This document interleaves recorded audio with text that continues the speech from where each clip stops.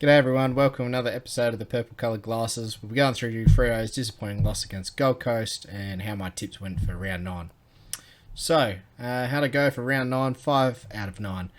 And unfortunately, the upset I tipped at the start didn't go very well, with the Western Bulldogs absolutely hammering Collingwood.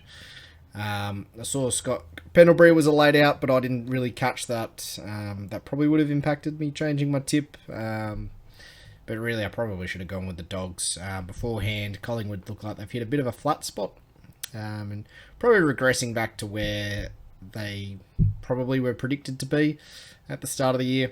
And similar in the next game, Hawks against the Tigers. So I tipped the Tigers in this one, and Hawks gave it a bit of a shake, but they can't seem to string four quarters together. And yeah, both them and Collingwood look like they're falling back down the ladder, probably to where most people expected they would be at the start of the year. On the Hawthorn-Richmond game, which for my tipping comp was the margin, I was only off by 1, so predicted 22 and it was 23, so that was a feel-good moment. Then Port got over the top of North Melbourne, not much to say there, that's kind of the expected result. And then Saints actually got up over Geelong, and sort of half-time I thought, I didn't go with the tried and true Geelong tip last week against the Giants, and I really should have.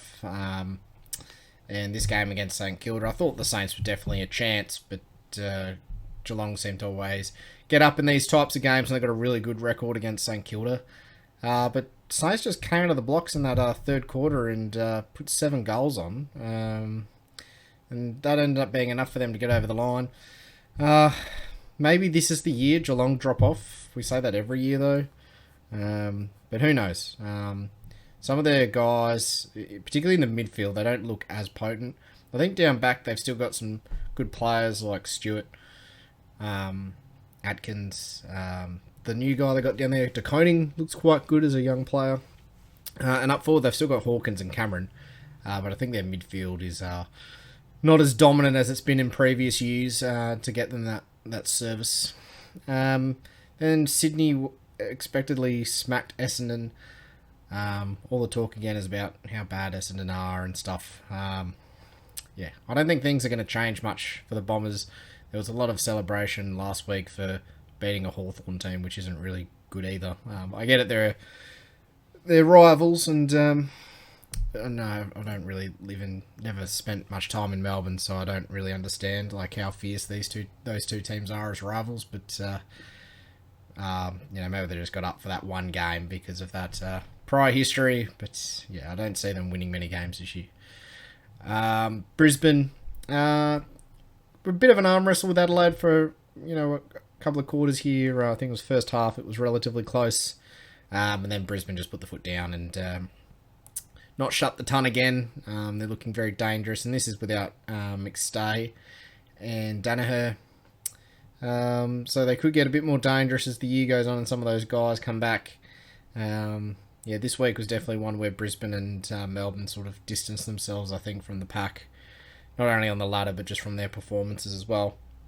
And then we get into the Gold Coast game against Freo. So it was a tough watch, this one. I thought at the first quarter we controlled reasonable portions of it. And we weren't very efficient in front of goal. We were getting the ball in there, we were controlling it behind the play, and Gold Coast just had a couple of good looks and kick goals, which can happen. Probably should have been a bit further ahead at quarter time, but then for the rest of the game, the Suns were really on top, and credit to them, they played very well.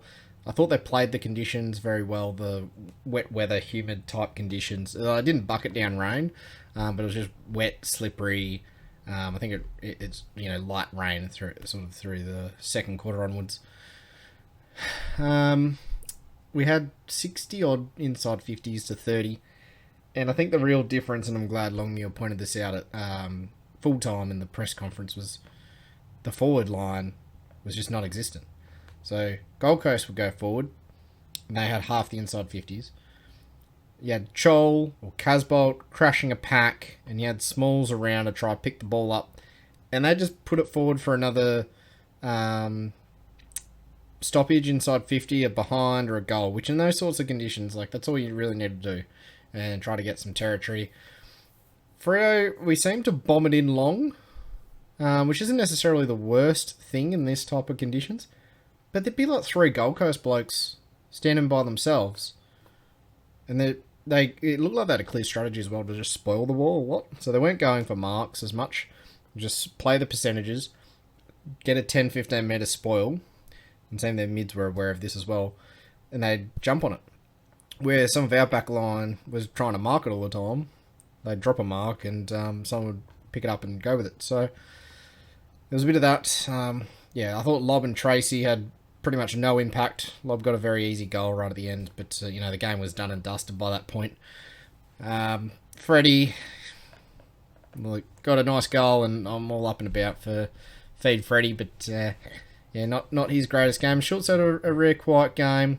Probably a hard game for Schultzy as well, when you can't crumb anything if your forwards don't bring anything to ground. So the smalls, I think, are always the sort of tough position when your tall forwards aren't really contesting and it's a wet game, so you're not going to be able to get involved in linking chains. Like Collier got involved in a couple of them, but some of his kicks inside 50 were shocking.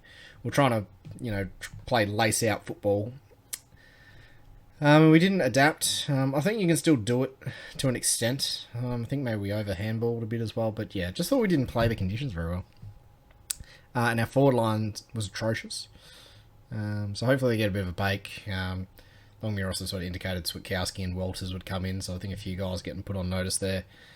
But yeah, they're just red and yellow shirts in the screen all the time, and no purple. And then goes down the other end, and it seems like it was even numbers against our defenders. So in terms of guys, I thought got stuck in. So there was this shot of Sarong going in against Rowell, and it's going to be something they just play on the news shows this week about Sarong didn't dedicate himself, etc, etc, etc. I thought Sarong had I'm going to go and bat in for Sarong here. So I thought he had quite a good game. He was probably our best mid, applied the most pressure acts, tackles.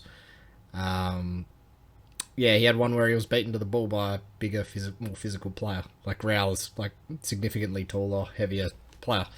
Sometimes you just come off second best in those challenges. I don't have too much to sort of go against Sarong in this. I do think he is just whacking the ball on the boot a lot this year. I've seen it a lot more. Guys are trying to sort of hand pass it out of stoppages, which probably don't want to do as much in a wet weather type game. But there's been other games this year where whenever Sarong gets it, it's just like he's whacking it on the boot and it's going forward. So I think maybe he just needs to readjust his play a little bit, because in previous years he'd sort of get the ball and run with it, look for someone lace out, and a lot of his kicking is just getting turned over. But yeah, I thought he put a very good effort in. It's probably one of his better games this year on Sunday. I thought Will Brodie started off very well with high intensity. He sort of faded out, but it's a good thing we don't need Nat Fyfe, as we're being told. He's just surplus to needs of this team, and we should just trade him. Just watch that game, and you'll know that's a joke. We need that big-bodied midfielder in there who's winning the contested possessions, putting his body on the line, because we've got guys like Sarong and Brayshaw are a bit slighter. Tucker's a fairly decent size, but he doesn't really seem to get stuck on the in and under, and Mundy's getting on a bit, so we definitely need Fyfe in. He'll help in that, and we haven't been a great clearance contested possession team this year. Well, I think centre bounce clearances are we're not very good at all. So having Fyfe in for that will help get the ball forward on even numbers, because Gold Coast were just setting up with all the time we were giving them. I think just messing around with all the hand passing around stoppages. We get slowed down by their midfield, and then it just made it very hard for ourselves. But it's not the end of the world. Sort of look in, try to put it in perspective. If we were taking this win-loss ratio at the start of the year, I would have taken that 7-2. Got a game against Collingwood, who aren't going that well next week, so hopefully we bounce back, and then we've got two tough games against Brisbane and Melbourne, then Brisbane.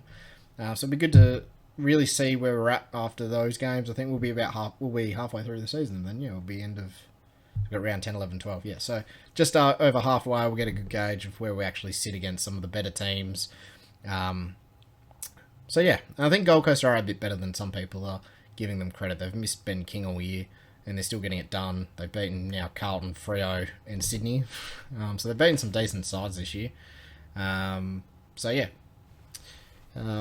not too upset. It's not the end of the world. It's stuff we can fix. Got guys coming back from COVID. No Taberner still. So yeah, if we drop it against Collingwood this week, that's when I would actually get worried. But I think we'll bounce back this week. We'll respond well. Then to just touch on the other game. So I said this last week that I thought maybe I'm putting my my soul at risk tipping the Giants, but I thought the coach going out, maybe they'll send him out with a final hurrah. No, they didn't. Carlton put in a professional performance and got the job done without Mackay. Well done, Carlton. You're definitely going to play finals this year. If you can go down, win games like that away from home where you haven't won before, good on you. And then the final game is Melbourne against West Coast. And I looked at this margin at half time and went, it's only 44 points. Well done, West Coast. You've kept it close. And they kicked a couple. I thought, maybe they're a sneaky chance of coming. But no. Melbourne then just flicked the switch and piled on the goals there. So I ended up with 5 out of 9. So I got the ones I got wrong with the Giants game, the Freo game, the Cats, and the Pies. Let me know how you went this week, and I'll be back later in the week for round 10. Good night, everyone. See ya.